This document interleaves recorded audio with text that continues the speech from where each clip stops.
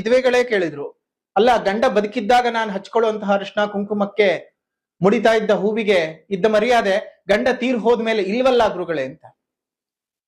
ಯಾರೋ ಬೀದಿನಲ್ಲಿ ಹೋಗೋರು, ಪಕ್ಕದ ಮನೆಯವರು, ನಿಮ್ಮ ನೆಂಟರು, ಇಷ್ಟರು, ಸರೀಕರು ಅಲ್ಲ ಕೊಡ್ಬೇಕಾಗಿರೋದು.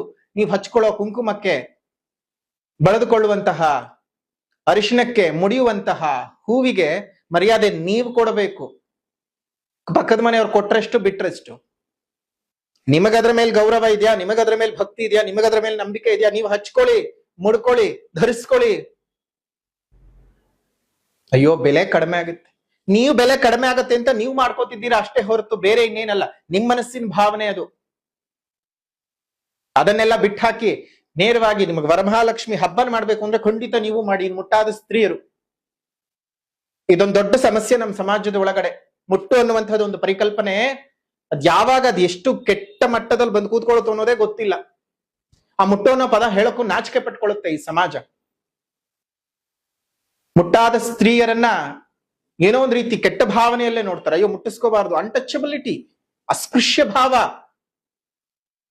ಮಹಾಲಕ್ಷ್ಮಿಗೂ ಅವತ್ತೇನಾದ್ರೂ ಮುಟ್ಟಾದ್ರೆ ಏನ್ ಮಾಡ್ತೀರಿ? ಮನೆಯಿಂದ ಆಚೆ ತಳ್ಳುತ್ತೀರಾ? ಹೋಗ್ಲಿ, ನಿಮಗೆ ಗೊತ್ತಾಗ್ತದ?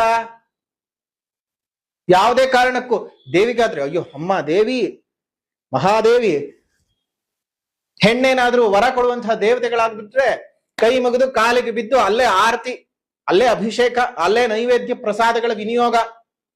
ಸಾಮಾನ್ಯ ಸ್ತ್ರೀ ಆದ್ರೆ ತಗೊಂಡು ಹೋಗಿ ಕೋಣೆ ಒಳಗೆ ಕೂಡ ಹಾಕು, ಅಥವಾ ನಿಮಗೆ ಇಷ್ಟ ಬೇಕಾದ ಹಾಗೆ ಭೋಗಿಸು, ಅನುಭವಿಸು. ಇಷ್ಟೇ. ಮುಟ್ಟಾದ ಸ್ತ್ರೀಯರಾಗಿರ್ಬಹುದು, ವಿಧವೆಯರಾಗಬಹುದು, ನಿಮ್ಮ ಮನೆಯಲ್ಲಿ ಮಾಡ್ಕೊಳ್ಳಿ.